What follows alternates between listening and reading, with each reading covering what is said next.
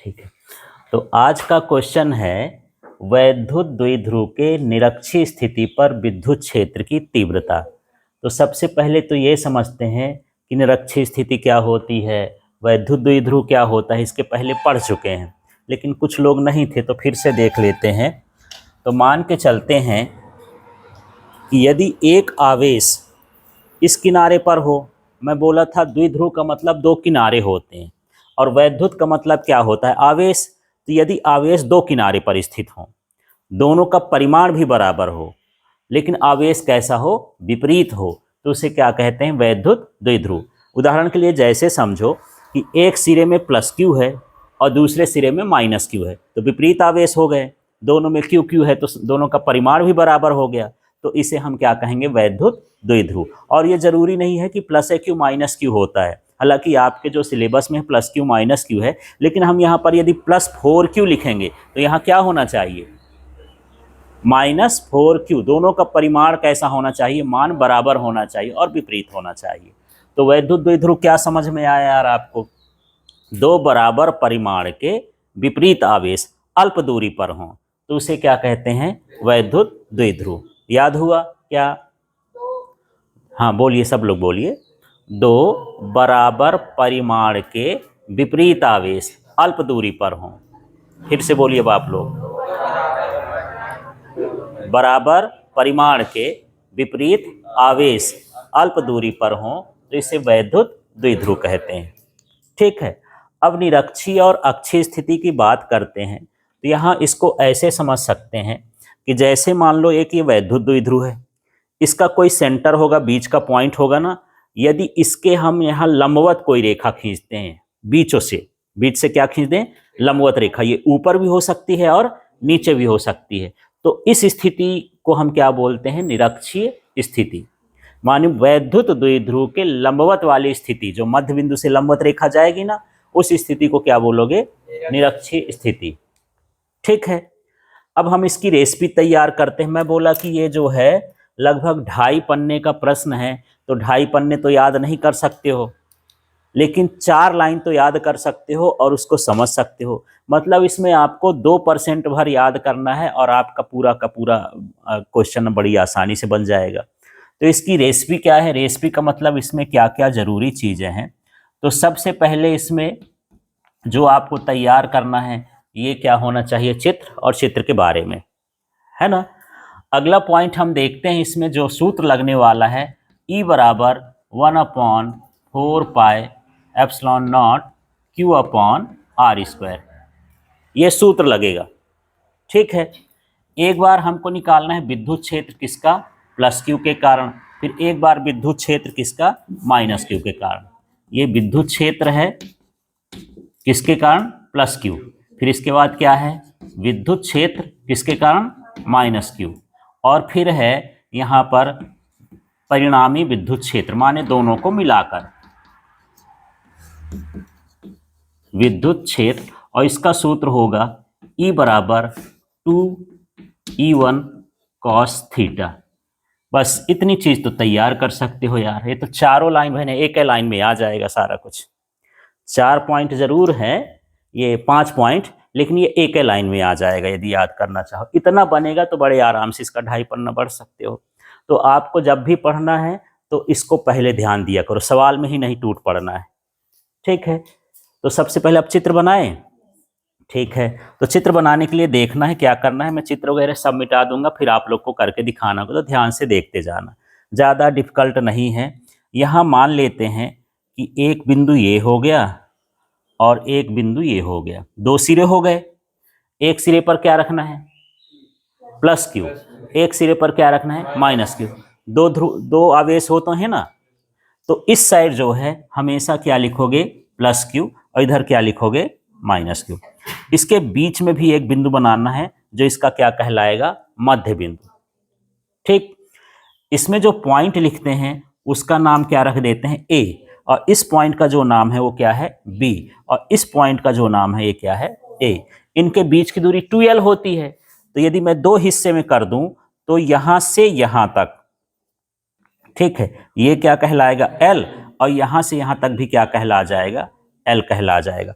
कभी कभी मैं ये लाइन खींचता हूँ, फिर आपकी कॉपी देखता हूँ तो क्या गड़बड़ हो जाता है, ऊपर की डिस्टेंस ये है, नीचे ऐसे ऐसे लाइन खींच के या लिख देते हो। ये जहाँ से शुरू होती है और जहाँ अंत होती है वो उतनी दूरी तक लाइन खींचना होता है, ना छोटा और ना ही बड़ा। ठीक है, अब इसकी कौन सी स्थिति है, ये निरक्षी। तो निरक्षी स्थिति बताया कि ये कौन सी स्थिति होती है, लंबवत होती है। तो यहाँ पर हमको क्या करना है, एक लंब रेखा खींच देना है ओ बिंदु से। ये ओ बिंदु से क्या हो गई, एक लंब रेखा, और इसकी दूरी जो होगी उसको हम क्या मान लेंगे, स्मॉल r। ठीक है, देखते जा रहे हैं चित्र ना। अब जो प्लस क्यू का विद्युत क्षेत्र है वो अंदर की ओर होता है कि बाहर की ओर? हाँ, तो इसमें मान लेते हैं कि यहाँ पर एक ये लाइन खींचेंगे ये, और यहाँ पर हम तीर लगा दिए हैं और इसमें लिख दिए हैं E1। तो ये जो E1 है ये बताता है कि ये प्लस क्यू का विद्युत क्षेत्र है, और तीर बाहर लगाए हैं तो ये कहाँ की ओर है, बाहर की ओर। ठीक है, उस दिन जब मैं विद्युत क्षेत्र पढ़ा रहा था तो वहाँ बताया था कि धनावेश के लिए विद्युत क्षेत्र बाहर की ओर होता है, आवेश से कहाँ की ओर, बाहर, और ऋणावेश में कहाँ की ओर होता है, अंदर की ओर। ठीक, इसके बाद यहाँ से माइनस क्यू का भी विद्युत क्षेत्र बनाना है। तो जब माइनस क्यू का विद्युत क्षेत्र बनाएंगे तो अब ये कहाँ की ओर होगा, बाहर की ओर कि अंदर की ओर, अंदर की ओर। जितना बड़ा इसको करे हैं उतने दूरी पर यहाँ भी तीर लगाना है, और इसमें हम क्या लिख देंगे, E2। ठीक है, इतनी लाइन क्लियर हो गई। अब जो है एक विद्युत क्षेत्र उधर जा रहा है, एक विद्युत क्षेत्र इधर जा रहा है, तो जो नया विद्युत क्षेत्र है दोनों को मिला करके क्या बनेगा, जैसे मान के चलो ये कर लेते हैं, ये डस्टर है, कोई एक उधर खींचे कोई इधर खींचे तो एक कोई ऐसी स्थिति आएगी ना कि ये बीचों बीच रुक जाएगा, है ना। मान लो 3 लड़के हैं, एक लड़का बीच में है और 2 लड़के उसको खींच रहे हैं कि भैया तुम मेरे तरफ चलो। वो भी बोलता है कि वो मेरे तरफ चलो, वो दुविधा में पड़ जाता है तो कहाँ रह जाता है, बीचों बीच रह जाता है। ठीक है, तो इसी तरह से यहाँ पर भी है कि प्लस क्यू का विद्युत क्षेत्र कहाँ जा रहा है, इधर की ओर, और माइनस क्यू का विद्युत क्षेत्र कहाँ जा रहा है, इधर की ओर। तो दोनों को जो मिला के विद्युत क्षेत्र होता है वो कहाँ चला जाता है, बीचों बीच। इसको बोलते हैं परिणामी विद्युत क्षेत्र। देखो ये जो E1 है किसका विद्युत क्षेत्र है, प्लस क्यू का। ये जो E2 है किसका है, माइनस क्यू का। और जो E है ये किसका है, दोनों का। और दोनों को हम इसकी फिजिक्स की भाषा में क्या बोलते हैं, परिणामी विद्युत क्षेत्र। ठीक, अब यहाँ पर क्या करेंगे, ये दोनों तरफ हम कोण ले लेते हैं कि ये कोण कैसा है, थीटा, और ये भी कोण कैसा है, थीटा। तो ये कितना होगा यार, ये समांतर रेखाएं होती हैं, यदि कोण को यहाँ पास थीटा है तो यहाँ क्या होगा, थीटा है। तो यही हाल होगा कि यदि ये थीटा है तो यहाँ भी क्या हो जाएगा, इसका कोण इसका कोण बराबर होगा ना, थीटा हो जाएगा, ये भी क्या हो जाएगा, थीटा। इस तरह से ये चित्र सज गया है, इतना चित्र को आपको सजाना है ना। ये इसकी कौन सी स्थिति हो गई, निरक्षीय स्थिति। तो चित्र तो बन गया है, तो आपको चित्र दिमाग में रखना है।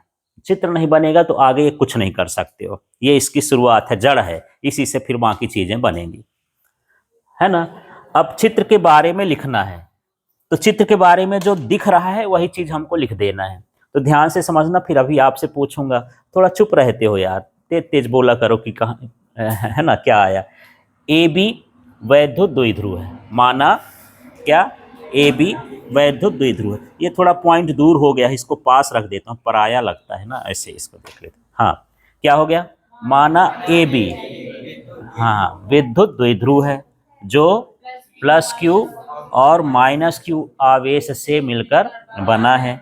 इसके बीच की दूरी 2L है। फिर यहाँ आ जाते हैं, इसके मध्य बिंदु O से R दूरी पर P बिंदु है जो निरक्षीय स्थिति में।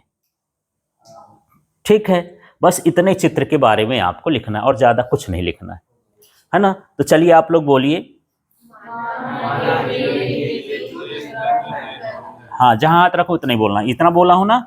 तो माना AB एक वैद्युत द्विध्रुव है, और जो भी अंग्रेजी के अक्षर आएंगे उनको छोटे छोटे कोष्टक में लिखना।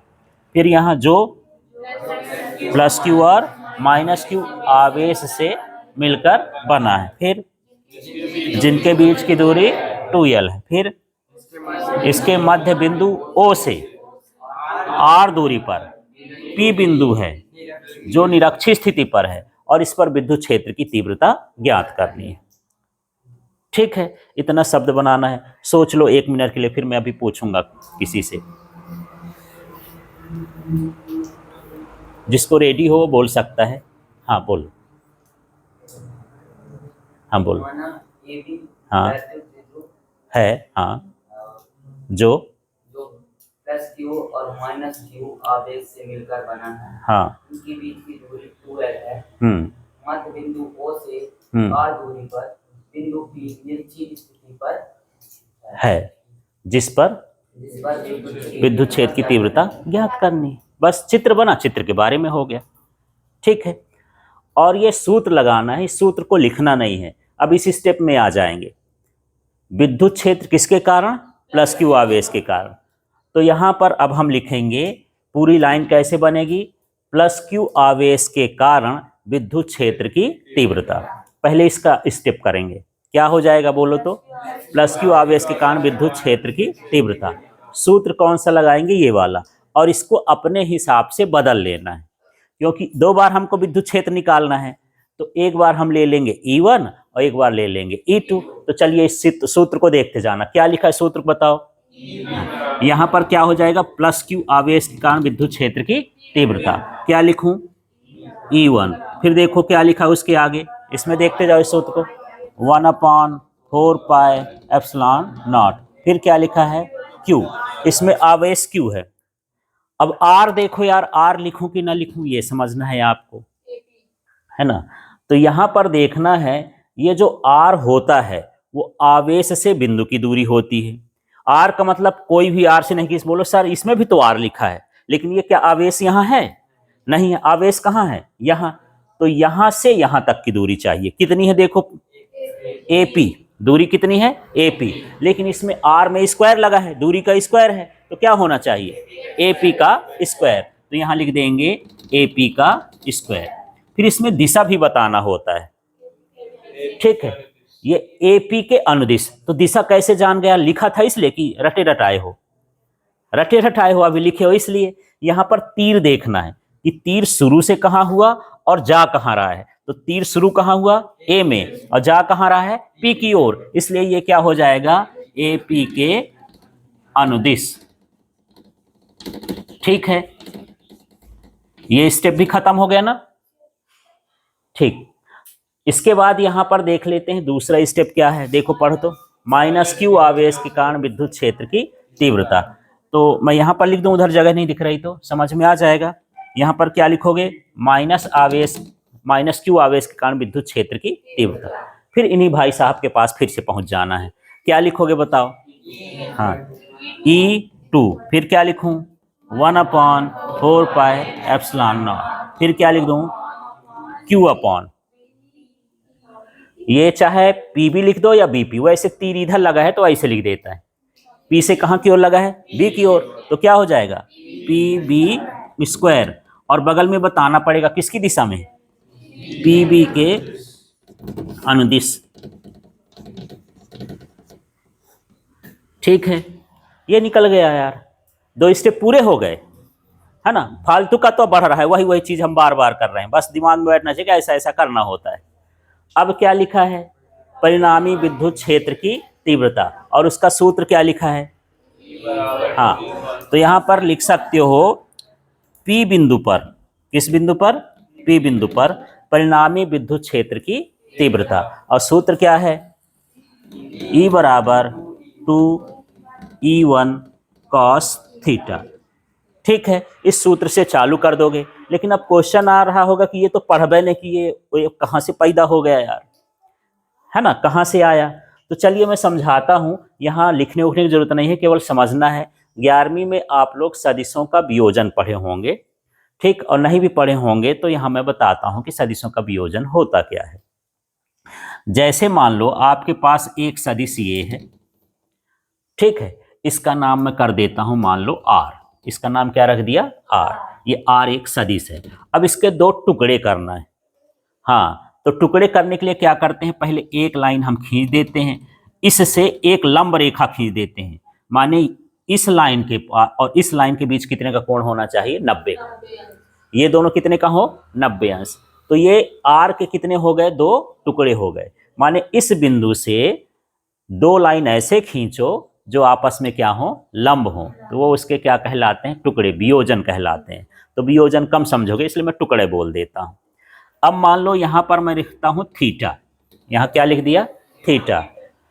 तो जिस साइड थीटा रहता है उधर आर का मान हो जाता है आर कॉस थीटा, और जिस साइड थीटा नहीं रहता वहां क्या हो जाता है, आर साइन थीटा। तो मैं पूछूं कि आर के कितने टुकड़े हैं, तो आर के कितने टुकड़े हो गए, 2। कौन कौन से, आर कॉस थीटा और आर साइन थीटा। जान गए, यही सदिशों का क्या कहलाता है, वियोजन कहलाता है। ठीक, अब यहां भी मेरे पास एक सदिश है, ये कौन है, E1। इसको मैं इसी तरह से बना लेता हूं, ठीक है, इसको मिटा देता हूं यार अभी, है ना।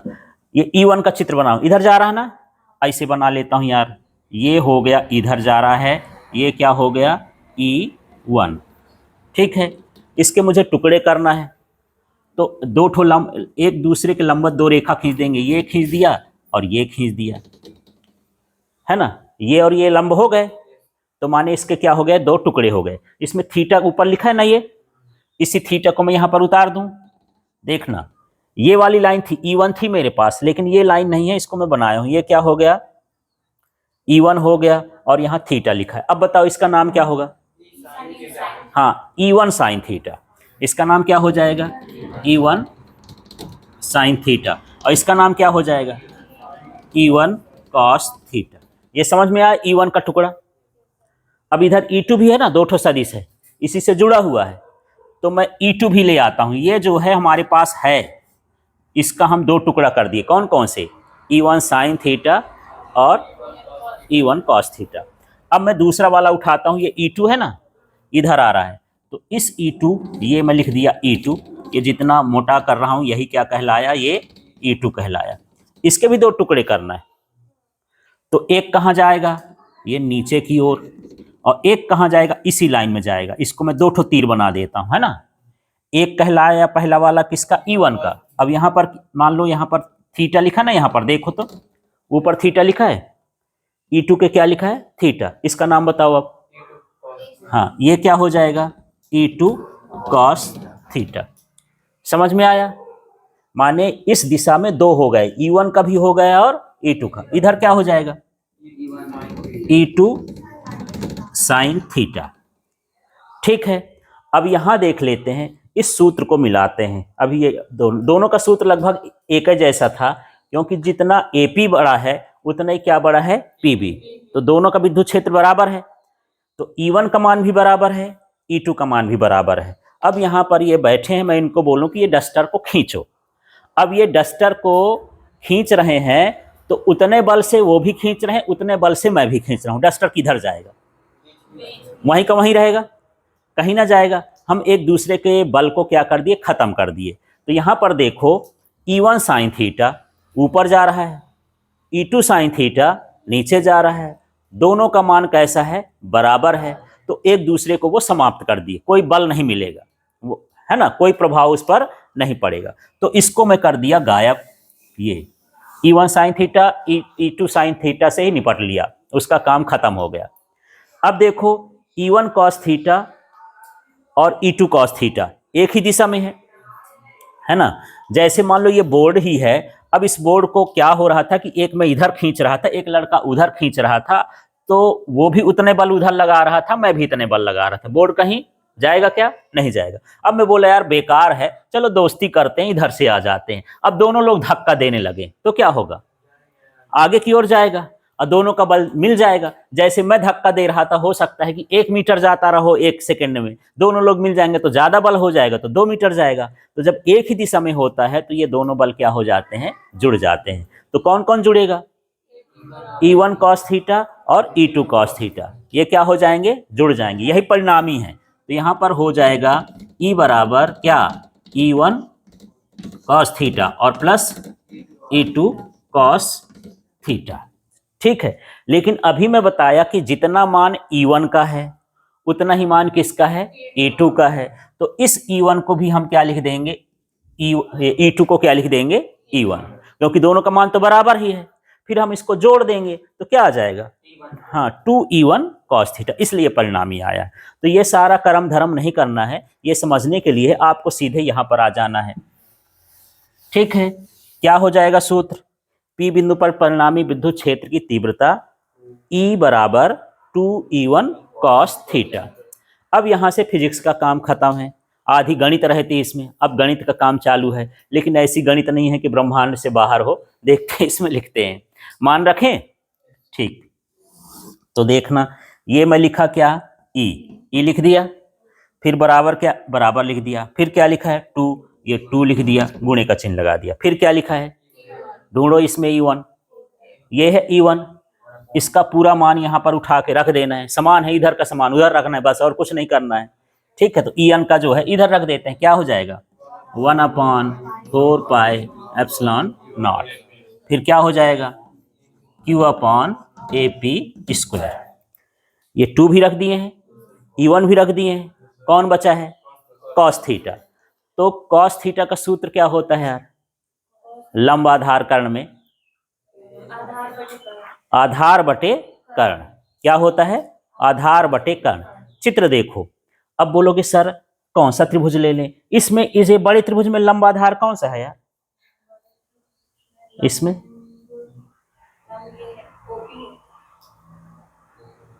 अच्छा इसमें कुछ नहीं है ना, क्योंकि जो हाँ लंब आधार कर्ण तभी बनेगा जब समकोण त्रिभुज होंगे। तो इसका आधा बांट लेते हैं यार, इधर एक समकोण त्रिभुज ये बन रहा है ना, और एक इधर बन रहा है, दोनों बराबर ही है, कोई भी लिख सकते हैं। ठीक, तो मैं इधर का लिख लेता हूं क्योंकि वहां AP वाला लिखा है। तो इसका आधार क्या है OA, लेकिन इसका नाम क्या है L, समझना यहां से, तो L हो गया, और इसका कर्ण क्या है PA या AP लिखा हूं तो AP लिख देता हूं।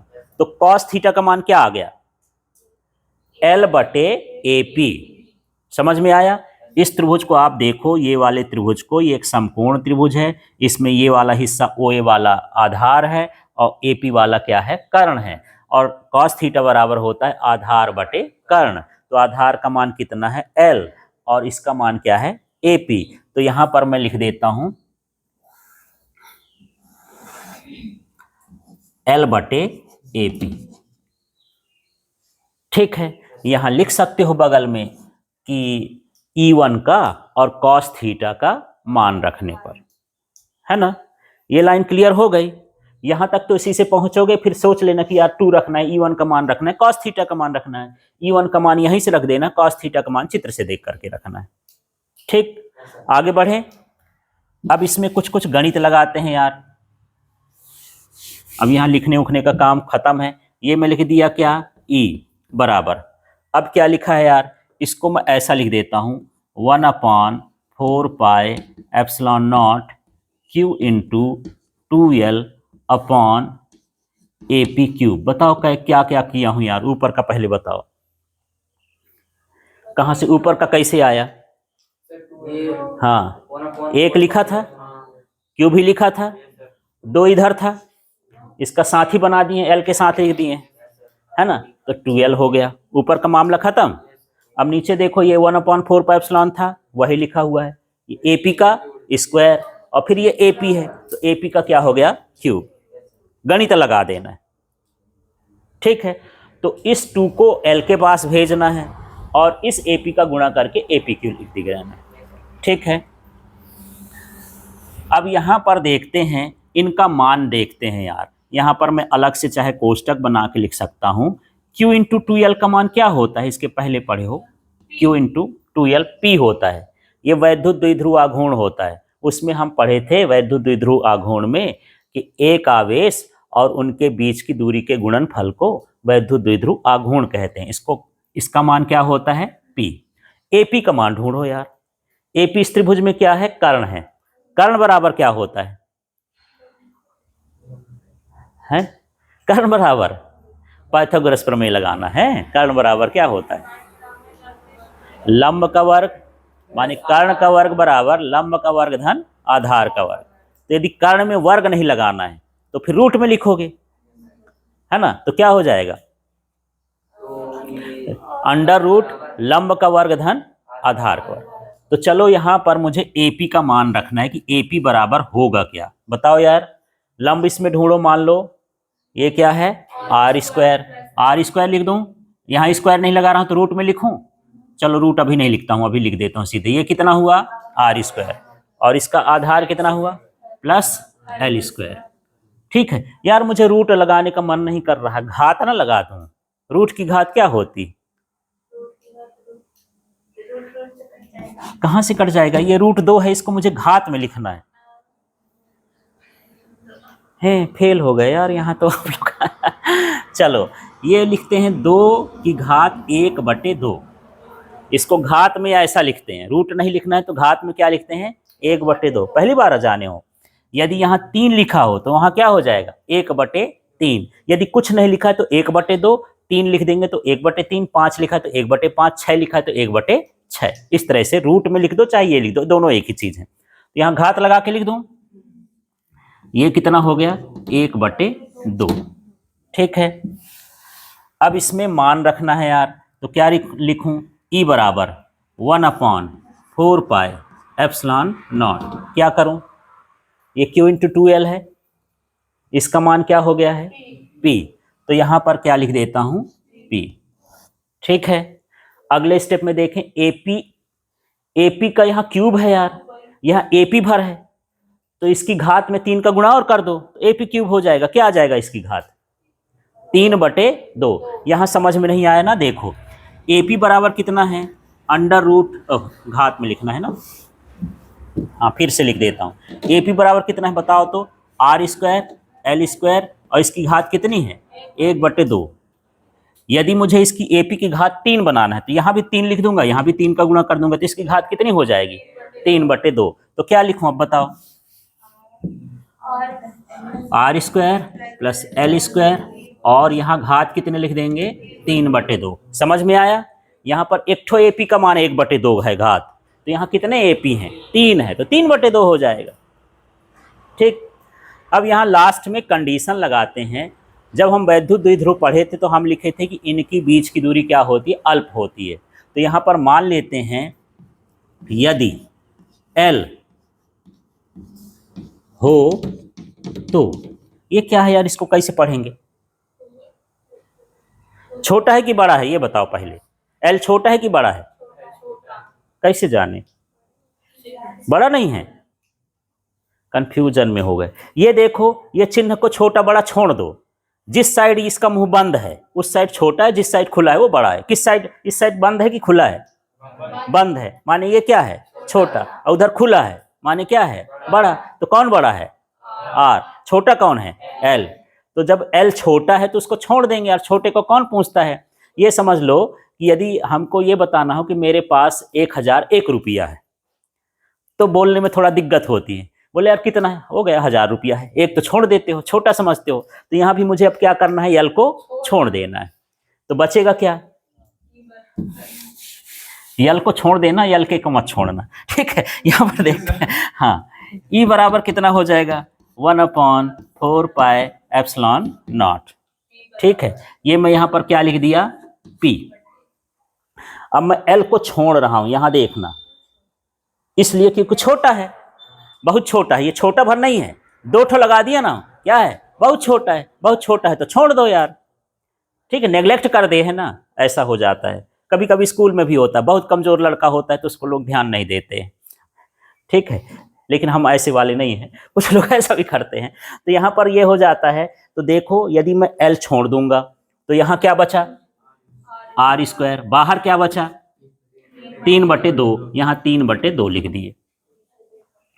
ठीक है, ये L के बारे में सोच रहे नहीं, L हो गया गायब, अंदर क्या बचा, R स्क्वायर, घात में क्या बचा, 3/2। तो E बराबर कितना हो जाएगा, 1/4πε0, और P बटे ये 2 कटा तो कितना हो गया, R³। ये हो गया विद्युत क्षेत्र की तीव्रता, कहाँ पर, निरक्षीय स्थिति में। अब मैं जितना भी बताया हूं सब कुछ भूल जाना है, कुछ याद नहीं रखना है। हाँ भूल गए, वेरी गुड, शाबाश। और इसको याद रखना है ना, क्या कि चित्र है, फिर इसके बाद यहाँ पर हमको क्या निकालना है, प्लस क्यू आवेश के कारण विद्युत क्षेत्र की तीव्रता, इस सूत्र का प्रयोग करना है, फिर इसका निकालना है, परिणामी निकालना है, गणित निकालना है, फिर उसके बाद ये आ जाएगा। ठीक है, और जो फाइनल आंसर है, यहाँ पर फाइनल आंसर क्या आ जाएगा वो मैं भी लिख देता हूँ। हमको लाना क्या है, E बराबर 1/4 pi epsilon not P upon R cube, ये हमारा सूत्र है, यहाँ तक हमको पहुँचना है। ठीक है, तो आप ये हेडिंग बनाएंगे, हेडिंग बनाने के लिए चित्र बना दिए, फिर चित्र के